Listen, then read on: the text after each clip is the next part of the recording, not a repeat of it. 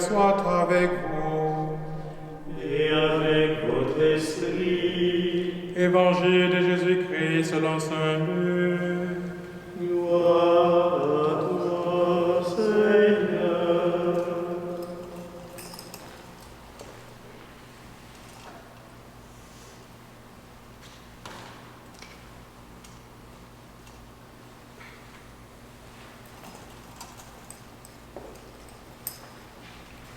Le même jour, c'est-à-dire le premier jour de la semaine, 2 disciples faisaient route vers un village appelé Emmaüs, à 2 heures de marche de Jérusalem, et ils parlaient entre eux de tout ce qui s'était passé.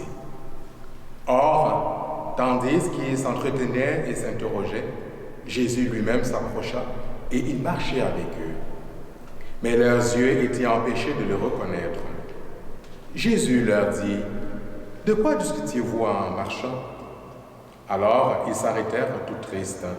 L'un des deux, nommé Cléophas, lui répondit: « Tu es bien le seul étranger résidant à Jérusalem qui ignore les événements de ce jour-ci. » Il leur dit: « Quels événements ?» Ils lui répondirent: « Ce qui est arrivé à Jésus de Nazareth, cet homme qui était un prophète puissant par ses actes et ses paroles devant Dieu et devant tout le peuple. Comment les grands prêtres et nos chefs l'ont livré. Ils l'ont fait condamner à mort et ils l'ont crucifié. Nous espérions que c'était lui qui allait délivrer Israël. Mais avec tout cela, voici déjà le 3e jour qui passe depuis que c'est arrivé. À vrai dire, des femmes de notre groupe nous ont remplis de stupeur. Quand, dès l'aurore, elles sont allées au tombeau, elles n'ont pas trouvé son corps.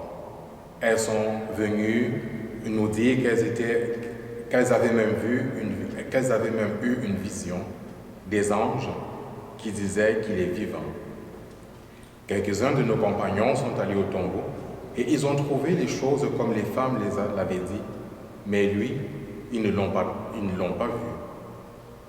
Il leur dit alors: « Esprit sans intelligence, comme votre cœur est lent à croire tout ce que les prophètes ont dit, ne fallait-il pas que le Christ souffrit cela pour entrer dans sa gloire ?» Et partant de Moïse et de tous les prophètes, il leur interpréta dans toute l'Écriture ce qui le concernait. Quand ils approchèrent du village où ils se rendaient, Jésus fit semblant d'aller plus loin. Mais ils s'efforcèrent de le retenir. « Reste avec nous, car le soir approche et déjà le jour baisse. » Il entra donc pour rester avec eux. Quand ils furent à table avec eux, ayant pris le pain, il prononça la bénédiction et l'ayant rompu, il le leur donna. Alors leurs yeux s'ouvrirent et ils le reconnurent, mais il disparut à leur regard. Ils se dirent l'un à l'autre: « Notre cœur n'était-il pas brûlant en nous tandis qu'il nous parlait sur la route et nous ouvrait les Écritures ?» À l'instant même, ils se levèrent et retournèrent à Jérusalem. Ils y trouvèrent réunis les 12 apôtres et leurs compagnons, qui leur dirent: « Le Seigneur est réellement ressuscité, il est apparu à Simon-Pierre. » À leur tour, ils racontaient ce qui s'était passé sur la route et comment le Seigneur s'était fait reconnaître par eux à la fraction du pain. Acclamons la parole de Dieu.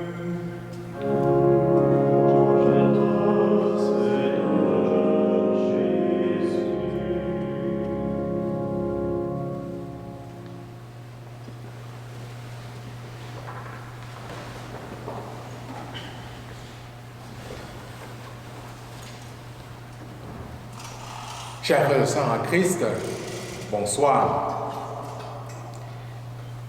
Le Seigneur est vraiment ressuscité. L'Écriture dit: il est réellement ressuscité. Mais est-il ressuscité aujourd'hui? Non. Le Christ est mort et ressuscité une fois pour toutes, nous le dit saint Paul. Et notre Sainte Mère, l'Église, nous propose chaque année de vivre ce temps pour nous recentrer, pour continuer notre marche, notre vie chrétienne. Je vous propose, en ce jour de Pâques, ce soir, de nous arrêter sur cet évangile, sur le récit des disciples d'Emmaüs. Parcourons un peu le texte de façon sommaire. Ça ne prendra pas 1 heure.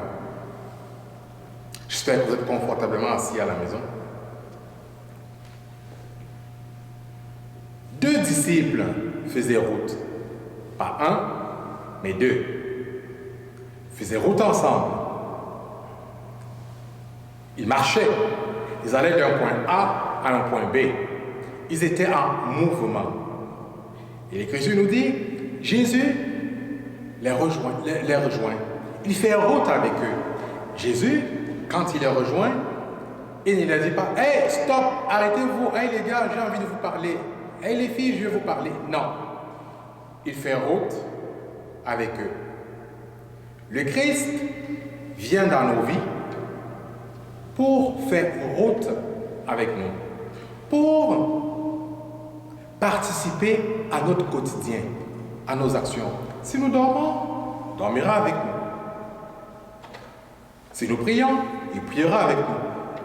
Si nous courons, il va courir avec nous. Ils sont tristes. Le texte dit, leurs yeux les empêchaient de le reconnaître. Qu'est-ce qui peut expliquer cela? L'Évangile ne nous le dit pas. L'Évangile dit, leurs yeux les empêchaient de le reconnaître. Est-ce que c'est à cause de la tristesse, de la douleur, de la perte du Sauveur? Probablement. Est-ce que c'est à cause de la crucifixion? Probablement. Est-ce que c'est à cause des événements personnels difficiles dans leur vie privée? Probablement. Quoi qu'il en soit, leurs yeux sont empêchés de reconnaître le Christ. Mais l'Évangile nous donne quelques indices. Plus loin, dans le texte, on peut lire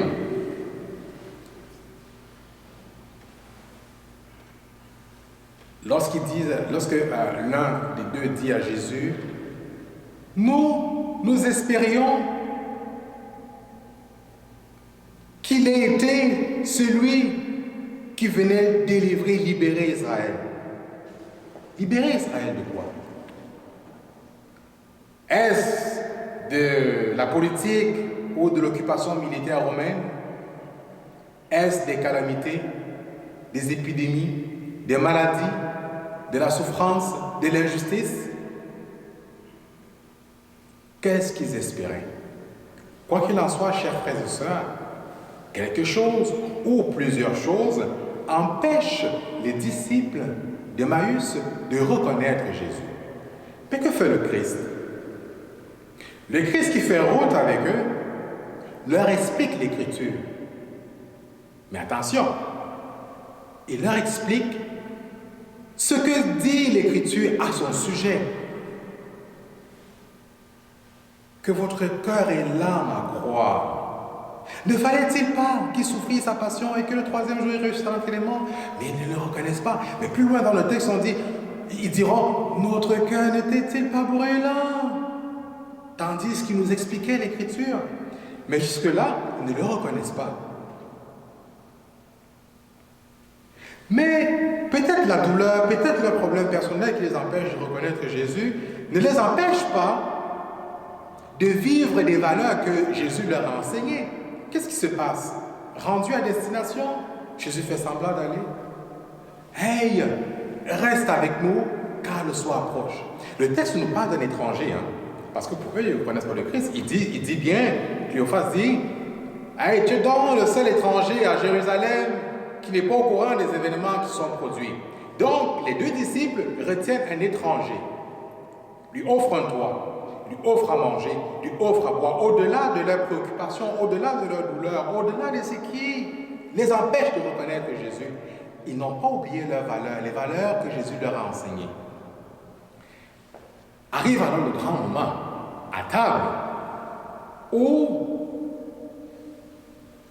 ils reconnaissent le Christ. Attention, dans le texte, l'Évangile ne nous dit pas qu'ils ont reconnu le Christ par leur propre capacité, par leur connaissance, leur potentiel humain. Non! Le Christ s'est laissé reconnaître. Le Christ s'est fait reconnaître.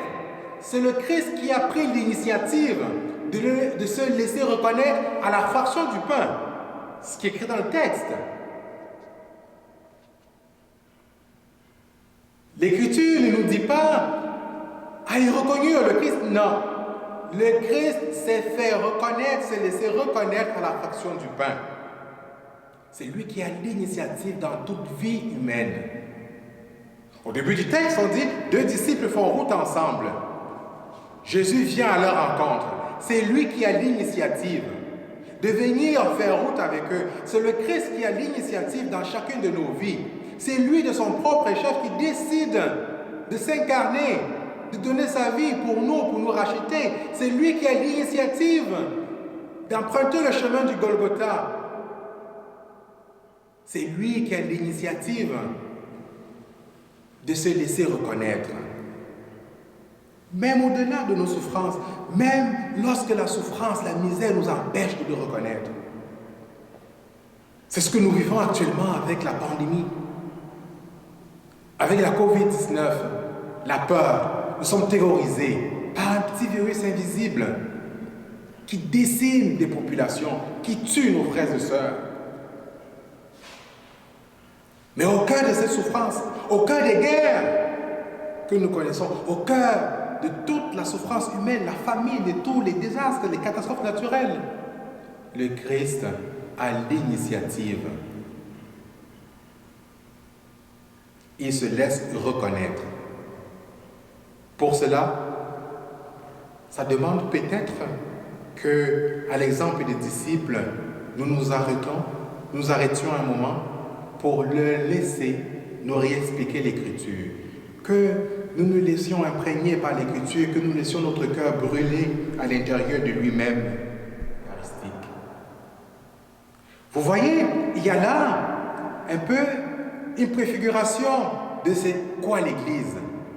Une préfiguration de nos Eucharisties. Deux disciples font route ensemble. En dehors du temps de confinement, chacun part de chez lui, se croisent peut-être sur le chemin, arrivent ici à l'église, font route ensemble. Le Christ, par ses ministres, par les ministres extraordinaires de la parole, nous explique l'Écriture, la table de la parole, ce que nous vivons présentement. Et ensuite, à la table eucharistique, il se laisse reconnaître. Ce n'est pas tout de suite la table eucharistique, mais la table de la parole, la table eucharistique. Et que se passe-t-il après? Ils ne restent pas tous les deux en disant « Yes, le Christ est ressuscité ». Non, ils se mettent tout de suite en route. Ils retournent à Jérusalem. Aller dans la paix du Christ. Le sens de la messe. Une progression. Aller. Ils se mettent en route pour aller annoncer que le Christ est vivant, que le Christ est ressuscité, qu'il est réellement ressuscité. Chers frères et sœurs dans le Christ, puisse la pandémie que nous vivons actuellement, nos souffrances personnelles, physiques, spirituelles, psychologiques, toutes les difficultés que nous rencontrons, laisser place à la joie, à la paix du Christ ressuscité, à la paix de Pâques. Puissions-nous le reconnaître dans toutes les formes de partage. J'ai failli dire de rompage du pain, mais je ne sais pas si je peux utiliser cette expression de rompage du pain. Rompre le pain peut se faire de différentes façons. À la table eucharistique, à la maison, dans tous les gestes de solidarité, dans tous les gestes de justice sociale, dans toutes les formes de soutien envers l'autre, notre frère, notre sœur qui souffre. Puissions-nous demeurer dans cette joie de Pâques, dans cette joie de ressuscité, dans cette espérance et continuer à faire route et à proclamer au cœur de nos souffrances, au cœur de ce contexte, que le Christ est réellement vivant, qui vient faire toute la différence. Alléluia. Amen.